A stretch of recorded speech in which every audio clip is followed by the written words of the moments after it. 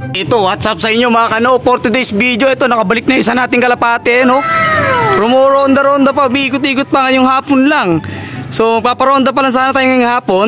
Ito, napansin ko, bumalik na yung isa nating kulang dun sa toss natin sa Baubo. At ngayong araw din mga kalapatid is meron tayo ditong bumalik na isang kalapate breeder natin. Pero hindi bumalik na galing sa lipad. Kasi nga, etong ibon na to, ito siya, oh, ito. Medyo mahina yung kanyang paglipad gawa ng binunutan, alright, na kanyang pakpak. So parang medyo patubo pa lang. So bumalik siya rito na binalik nung tao na nanguha sa atin dati, yung tropa natin. Mga February yon nung nakuha sa atin tong ibon na to. Breeder natin to mga kalapatids, kasi kailangan niya mag-breed. So kailangan niyang bumalik sa pagkakalapati. So hindi natin siya natanggihan. So ito yung nabahagi natin sa kanya. At today is binalik sa atin mga kalapatids, gawa ng hindi niya mapaitlog. So hindi ko alam kung bakit, kung paano yung sistema niya. So hindi ko rin natanong mga kalapatids, pero ganoon pa man. So okay pa naman yung kalusugan ng ibon. Hindi naman siya namayat, hindi naman siya, wala naman sakit. Ang problema lang talaga niya is hindi niya mapaitlog mga kalapatids. Kahit anong pares daw ibigay niya, hindi pa rin nangingitlog. So short history itong ibon na to, galing to kay Sir Ian Dilara sa Bulacan mga kalapatids, At hindi niya alam na itong ibon na to, yung nestmate nito mismo dun sa Bulacan kay Ian Skipidion, nag-overall sa North mga kalapatids. So ito ring ibon na to, na-breed na natin dati. Ang madalas kong pinapares natin dito is yung ating Andre Litar na galing kay Sir Joel Regalario. So nagbi-breed ko naman, nagpo-produce naman, naglalabas naman ng inakay, nagpe-fertile naman. So ang problema sa kanya, hindi nga niya mapaitlog. So hindi ko rin alam, siguro number one na nakikita natin dito mga kalapatids is medyo mataba yung ibon. Napansin nyo, medyo malaki yung katawan niya. Babae yan pero malaki talaga yung kanyang katawan, no? So isa lang ibig sabihin nito, based experience natin, baka may sapola, or yung mga tinatawag ng iba is yung overweight or more on taba yung kanyang katawan. Kaya nahihirapan siya mag-produce ng itlog, nahihirapan siya magbuo ng shell, di ba? So correct me if I'm wrong mga kalapatids, pero number one talaga yan is sapula or sapola. So sa sobrang sa sobrang taba niya, kaya nahihirapan siyang mangitlog. So ayun, habang hindi pa bumababa yung isang ibon natin na bumalik. So ayun, nakita nyo, hawak ko pa lang, talagang malaki na. Ayan, malaki yung kanyang katawan, sobrang taba niya. Saka medyo molting. Ito pa isang kaso, medyo molting yung ibon natin, talagang mahihirapan sila mangitlog. Gawa ng stress yan, masakit yung katawan. Kung kailangan talaga nila is magpahinga. Ayan, patubo pa lang yung pakpak. Possible to, binunutan kasi halos sabay-sabay tumubo So shoutout kay Sir Ian Dilara, sa kanya tong galing na ibon na to. So sinwap natin dati to way back 2019 ata. Wala pong pandemic that time. Sinwap natin to sa isa nating leader line. Ayan, itong ibon na to. Yung bird natin to nakuha, ginawa natin siyang breeder. At yung estimate nito, congratulations, at napanalo ni Sir Ian Skipidion. So hindi ko lang alam kung sa lop niya or sa ibang pansir. So napakaganda ng ibon na to mga kalapatids. Siya, banded siya ng Basco Batanes. Ayan BFRC Basco Batanes 2020 pala, hindi pala 2019. So hindi ko sure kung may pandemic na nun, kasi maluwag pa tayo nakakapunta-punta ng Bulacan, Manila, Parañaque nun mga kalapatids, So ito, i-recondition natin. Ibabalik natin to sa may stock lop. Gagawin natin, pag tumaba yung pakpak niya, ma-recondition, mapurga uli, subukan uli natin, saka idadayet natin mga kalapatids, kasi medyo malaki talaga siyang ibon. Pero hindi naman siya ganito dati, kaya napapaitlog natin. Nasobrahan lang niya siguro sa mga patuka na medyo mataas mga kalapatids, yung value or yung percentage ng pagpapataba sa ibon. So madali na magawa ng paraan to. So hindi pa naman huli ang lahat para magamit natin siya. At kung maging okay na siya ulit, napaitlog natin, so babalik natin ulit sa kanya mga kalapatids, kasi ito is na-out ko na. So sobra-sobra dating ibon natin, nagbawas tayo. So ito na-out natin dun sa tropa. Naputol yung natin, yung vlog natin sa stock lock. Gawa ng tumawag si Jobels. May natakma daw siya ron na African lovebirds. Kasi nga meron tayo dun mga pinoporsel, kaso 2 piraso na lang yun, isang pares. So may nahuli daw siya mga kalapatids na ibon. Ito yung konbo namin.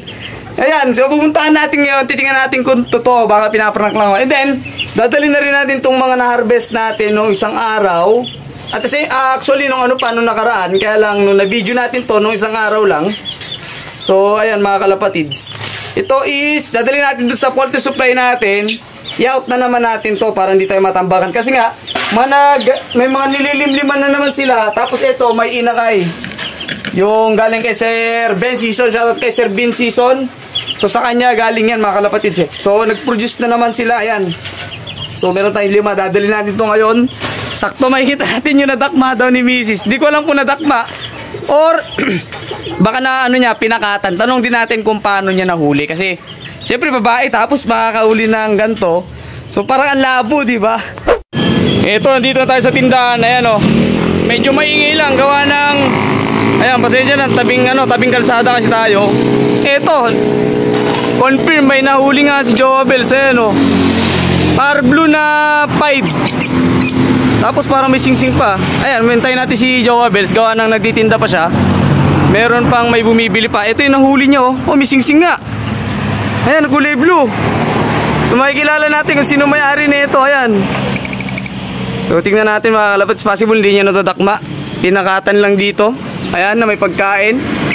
So tinuro ko na sa kanya yan. Pag binakakawala kami dating lovebirds dito na tinitinda. Ito yung isang pares. Pang out natin dito sa tindahan. So kapag may nakakawala dati, so ganito yung ginagawa natin, pinapakata natin. Bumabalik naman sila eh. So ito lang problema, hindi natin alam kung kanino to. Ayan, dagit na lovebirds. Gando. Par blue na 5, opaline. So ito na mga kalapatids, ilalahat ni Mrs. ano. Ilalahat kalalim eh. Kung paano niya nahuli to, sabi sa akin sa chat, nadakma daw niya. So bakit, paano to? Paano mo nahuli to? I-drop ko lang. Hindi, bakit? Paano, saan mo nakita? Paano? Ano nangyari? Akala nung mga bata, nakawala. Ay, mo mga bumili. Oo. Tapos? Sabi ko din sa amin, tapos nilagyan ko ng pain. Ito, pain na ganito. Ayan, nakikita kasi niya dati nung menu. Inopen ko lang yan, inopen ko lang yan. Tapos pumasok ng kusa. Mali ako pagkain, gutom na gutom kasi. Yun, gutom na gutom. Ang ganda o, par blue. So, ang singsing niya, mga kalapatid, is, hindi siya personal band. Ito yung yung tawag dito, yung nabibili lang, yung parang commercial ring lang siya. M20269. Ayan, M269. Medyo matured na to mga kalapatids kasi kita nyo kulay orange na yung kanyang beak. Yung kanyang tukay orange na, medyo matured na. So yan, di ko alam kung opa, feeling ko opa eh. Ito natin ihalo. Ayan. Kasi nga itong babang cage, gagamitin natin dito sa mga na-harvest natin na ibon. Ayan oh. Kaya sa mga gusto at mahilig sa ibon, punta kayo dito. Ayan may mga benta tayo dito ng ibon. Yung ringneck dive natin, ubus na. So nagpapapisa pa tayo. Sa mga gusto po, punta po kayo dito sa Barangay Florida, Maria Aurora. Ayan. So ito yung bago nating pwesto mga kalapatids. Ayan ayan. Oops. Ayan, medyo maliit lang, hindi naman ganun kalaki yan. So lipat na natin to, maambun na. So dito na natin sila depenta. Buti na lang meron tayo poultry supply. Mas madali natin na out yung mga ibon, gawa ng mga customer. Pag may kasamang bata, so napapabili sila. At even yung mga mahilig talaga kahit na mga medyo mature. Ayan. So meron na tayo dito total na 8 birds. Ayan, pero sa atin hindi pa pag may nag-claim nun, ibabalik natin yan mga kalapatids So bali 7 lang yung pang-out natin dito na African lovebirds. Yan, gagando. Colorful na naman. Saka medyo maingay na naman dito sa tindahan. So hindi naman tayo maboboring magtinda dito mga kalapatids. Dito na tapusin yung video natin. So medyo nakakapawis. Kasi nga kahit umuulan medyo mainit pa rin yung panahon. Ayan. Kunti pala yung mga pambenta natin dito. Hopefully soon lumaki. Saka target namin ni Mrs. ni Joabel parang semi pet shop yung kakalabasan ng tindahan natin. Kasi nga syempre mahilig ako sa hayop. So pwede tayong mag-out dito ng mga inalagaan natin para babawasan din. At the same time, makakuha tayo ng fund para ulit sa mga bagong lalabas na mga alagaan natin para sa kanilang maintenance, lalo-lalo na yung feeds. Maraming salamat sa pagtutok sa pagsama sa mga video natin. So malaking tulong yun para ma-provide natin yung mga pangangailangan ng mga inaalagaan natin na siyang pinapanood ninyo, na siyang binablog ko kalapatids. Kaya maraming salamat. Huwag niyo kalimutan subscribe channel ko, Pigeon TV.